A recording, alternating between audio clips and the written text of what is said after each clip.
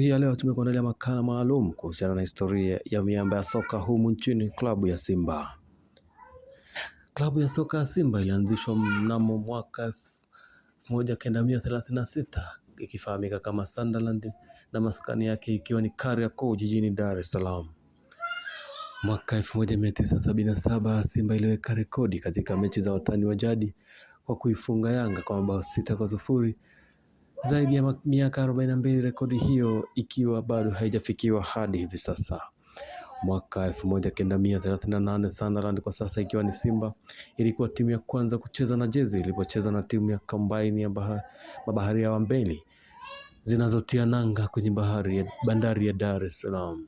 Mwaka 1914 Sunderland, kwa sasa Simba Sports Club, ilikuwa timu ya kwanza nchini kuvaa viatu kwenye mechi rasmi ya mashindano dhidi ya timu ya jeshi la maji la mkoloni la bara la Afrika upande wa mashariki mwa Afrika.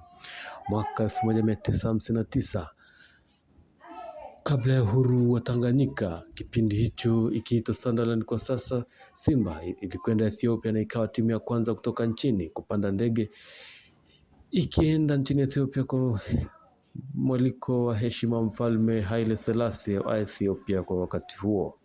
Mwaka 1965 Simba ilikuwa klabu ya kwanza kushinda ubingwa wa ligi kuu ya soka ya Tanzania bara, huku mwaka 1968 Simba ilikuwa timu ya kwanza nchini kumiliki basi lake la kujitegemea. Mnamo mwaka 1974 Simba ilikuwa klabu ya kwanza kama mabingwa wa Afrika Mashariki na Kati. Pia mwaka huo klabu ya Simba ikawa klabu ya kwanza kutoka Tanzania kufikia nusu fainali ya ligi ya mabingwa barani Afrika. Miaka mitano baadaye, mnamo mwaka 1979 Simba ilikuwa klabu ya kwanza na ya kipekee duniani kwenye mashindano ya bara tofauti kufungwa nyumbani mabao 4-0 na kushinda ugenini kwa mabao 5-0